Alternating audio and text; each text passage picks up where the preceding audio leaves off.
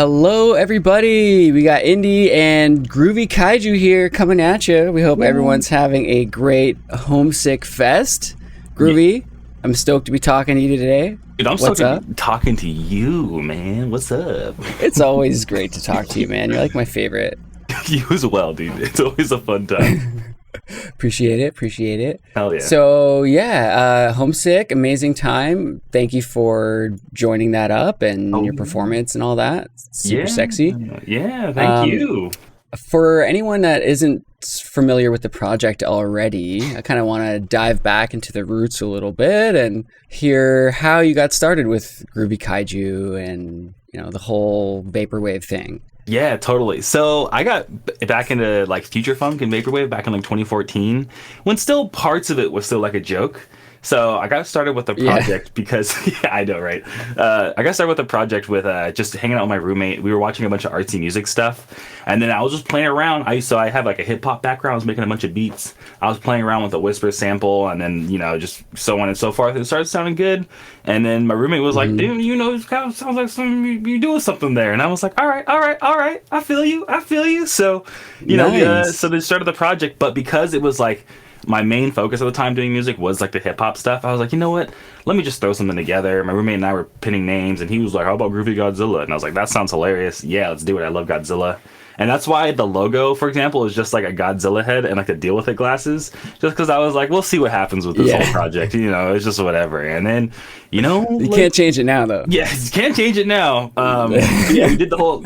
Well, I did change the name to Groovy Kaiju just to avoid any copyright type stuff. But I don't know. Yeah, the project's grown amazingly. It's kind of hilarious that it started off as like a fun little like side things, like half joke, half like, oh yeah, it'd be fun to like flip some, do some like artsy music type stuff, which then I eventually learned was future funk and so on and so forth. And now, like, what is it? 7 years later, here we are still doing the same old thing with the little Godzillas. I got mine right here, and he's just chilling with me. Oh, so awesome, that's a lot of fun. Yeah. Oh, amazing, man. Oh, it's so great to still see you coming out again, making music. You've got your Groovy Got Remastered album just came out on Pacific Plaza. Give that a check, folks, if you haven't. That's some crisp, crescent fresh sounds. And pacificplaza.bandcamp.com, right? Is it Pacific Plaza Records? I think it's pacificplaza.bandcamp, Yeah. Great label. Shouts out to Alex, as always. And please give the album a listen. And speaking of albums, you definitely should hit up groovygodzilla.bandcamp.com as well for the whole shebang of albums. We got a whole whack load there. So please take a second if you like what you heard today. So awesome, man. Your hip hop and then future funk and vaporwave and all that kind of stuff. Great. And here we are, 2021. You got anything in the works for future albums? Yeah, definitely. So I actually have one coming up pretty soon. So that's really exciting. It's going to be pretty much a culmination of like all the singles I've been releasing.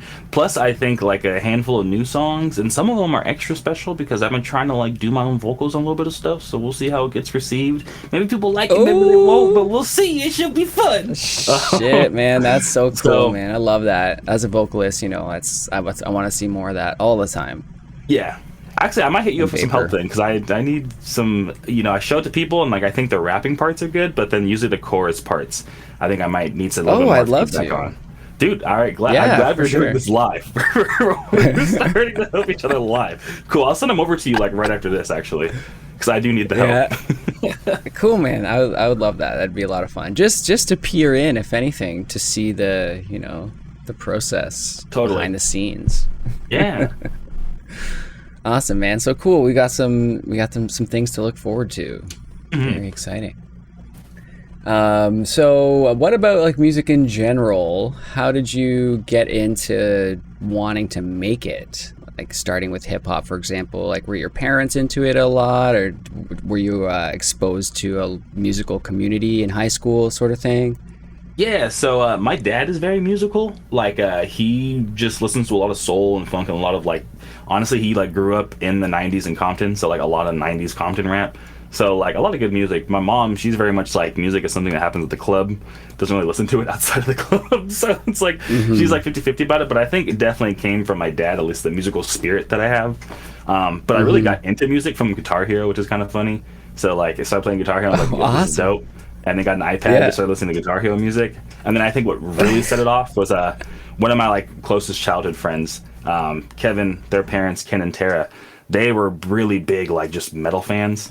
So they would take me to concerts with them all the time and really showed me like, yo, here's System, here's like Tool, a lot of like really like, you know, interesting art out there, music out there. And they would throw me to like concerts. Like the first concert I ever went to was a Metallica concert that they took me to, which is like nice.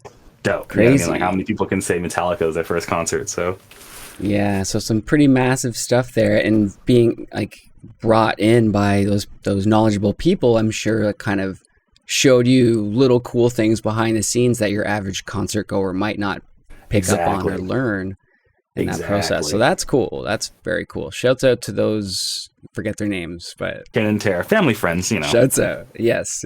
Awesome, man.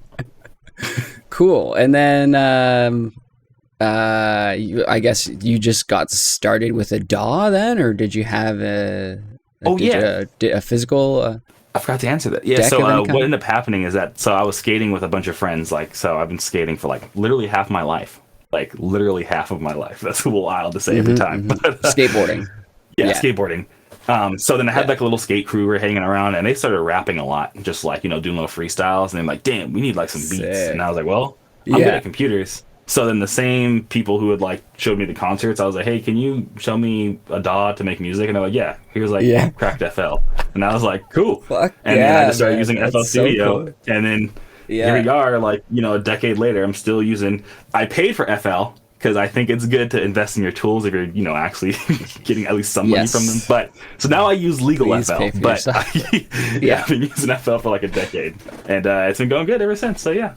Wow, man, what an amazing like assortment of events, like to have those people in your life. You know, like I'm sure it would have happened some other way. You know, like you got that music in your soul. You know, right? Yeah, but definitely. You know, that's super cool. Maybe a catalyst for it, if anything else. But awesome. Yeah. So how did you connect with the vaporwave community? Yeah. So that's probably really interesting. So I guess back in the day, it was the first thing I ever posted on was r/vaporwave, like my first ever vaporwave song. And they were like, hey, you need to go to r/futurefunk because like this isn't quite it. And I was like, oh, I didn't know.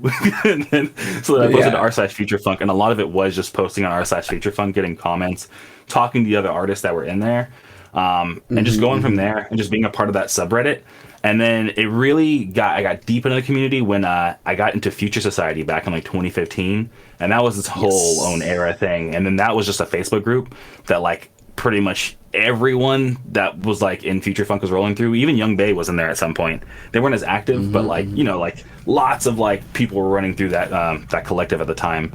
But then it kind of fizzled out, and then I kind of took more of a break from music. Just for I started focusing more on work, started focusing on other albums, and like I feel like, at least for me, like a lot of people started leaving the scene like that were early. So like pretty much all the people I loved collaborating with, like all like my best friends in the vaporwave scene at the time, kind of all like left to do their own life stuff. Because for the most part, it was just a bunch of college kids just flipping soul songs. So like after college, and a lot of them were like, "Yo, like I'm gonna go do something else." You know what I mean? So at that specific point, I was like kind of feeling bummed on it. So I took a bit of a break. But it wasn't until like maybe about a year or so ago that like I had some friends who were like, come on, you need to do it again, man. Like that, people really like that stuff. And then Alex had come around, started Pacific Plaza, started throwing shows in my area, and I was like, oh, whoa, like there's an in real life scene now. So I was like, Alex, you should play a show. And he was like, who are you to be asking to play a show? And I was like, I'm Groovy Kaiju. And he was like, what? No way!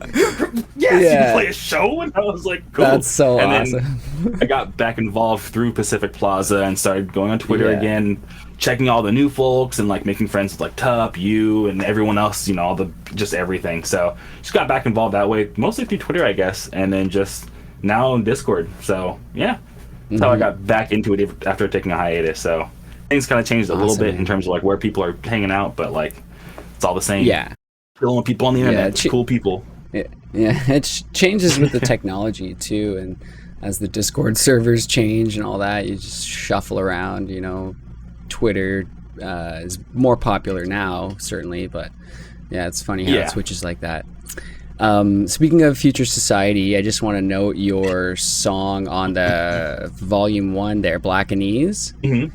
Great song, and thank you. We did a full episode, like podcast, was like 2 or 3 hours long conversation between you and I. Just a few weeks back, if anyone wants to tune in and hear a full in-depth conversation, we feature the song on that episode, and you can find that at utopiadistrict.com.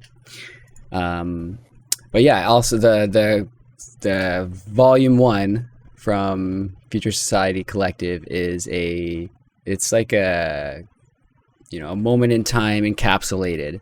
Yeah. So check it out if you haven't heard that album, futuresocietycollective.bandcamp.com, and they have a lot of other great albums there too as well. And that was awesome, man. Real quick, that was the first time my music was ever like on a physical. Was that like Future Society compilation? I still have that cassette. It like isn't doing so hot on Discogs, but I mean like it's just cool that I have like that moment in time. So absolutely, man. Yeah, never let that go. That's a I don't want to say like a turning point, but there's like moments that when things happen in your life and there's like something to, again, use the word encapsulate it. It's like way more powerful. Like a lot of the time, I'll take a screenshot or something of a moment when I got invited to Private Suite, for example, I was like, yeah, yo. So I screenshotted that combo, and just, so I'll keep these magazines forever now. Right. Like little things like that. It's cool. Totally. But we don't have too much time. I want to get through the rest of this interview. I'm digressing now. Oop, my mic, sorry. So I just want to know, what tunes are you rocking these days? What are you into?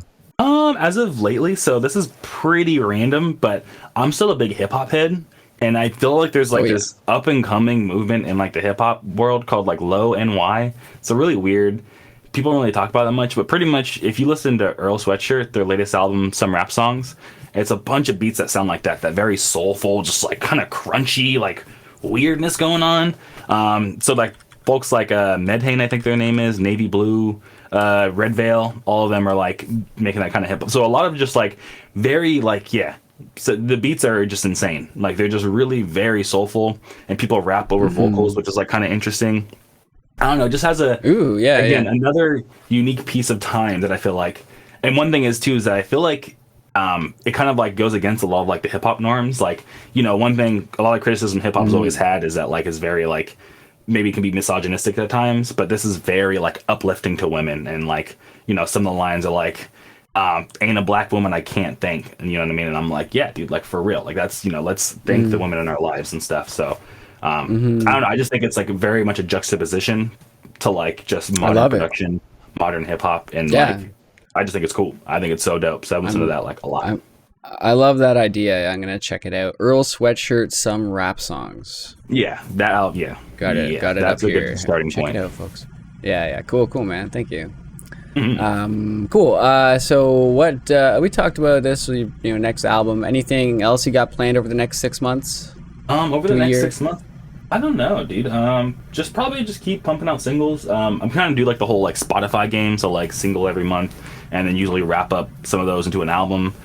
One thing I do have planned that's kind of cool is I want to start being a little bit more like active when it comes to Instagram, and I know a lot of people in the scene like samples. So one thing I've had on my to-do list for a while now actually is to go ahead and like start doing like little maybe Instagram story clips. It's like, hey, here's a sample of like a thing, and not even like the song sample. Sometimes, like for example in Still Groovy, all those samples, because I wanted the album to be like completely clean, are just things that I was doing in my like hiatus time. So like the little like train noises and stuff, that's me on the actual Japanese train. So I wanted to like, or the train in Tokyo, not the like the Japanese train, you know what I'm trying to say. So I want to like, take those like clips that I found in like my old videos and like throw that into an Instagram story and be like, hey, here's the intro you're listening to on Still Groovy, and here's me actually doing the thing, like, you know what I mean? So I thought that would be kind of cool. So that's just something I've been wanting to do. I love it. So yeah, so like little cute stuff like that, just stuff to be like, hey, what's up, y'all? Like, little cute yeah. For people that care. That's a really neat idea for sure. Looking forward to it. Thanks. Cool. Well, we'll do any shout outs then before we let you go. Oh wow, I always suck at shout outs because I always want to shout out everybody. You know what I mean? You get a shout out, and you get a shout out. So if I forget you, I'm sorry. I'll just think of people. Daniel, he's my roommate. DS Dude 500. Shout out DS Dude 500 because he's my roommate and he's cool. Shout out you because you did the interview and like you're just an awesome person. Shout out Pacific Plaza because everyone there is awesome. Shout out to the Virtual Memory crew, like all hell breaks loose. I call them Auble these days. Alex, Earthboy Advance. Shout out to Data Girl because she's awesome. Shout out. I don't know, dude. Shout out everybody, man. Shout out everybody. Shout out Tup because Tup's cool and like we did that one collab and he's awesome. Yeah, I'll just stop there. Because check out the collab. Yeah, check out our collab. VTech is really good.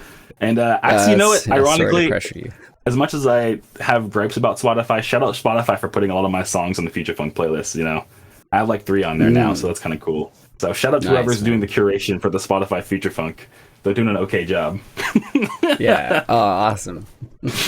Check out the playlist, everybody. Yeah. Yeah. No. It's I've heard a lot of great artists that deserve to be on there are getting on there. So yeah. Really I think cool. It took them a while, but they're finally coming around, which is kind of cool. Yeah. Nice, man. Awesome. Well, great, man. We could do this forever, but we'll have to let you go so we can get back to some music for Homesick Fest. I'll let you take a swig of water. For having me. I did take a swig of water, my bad. I'm thirsty.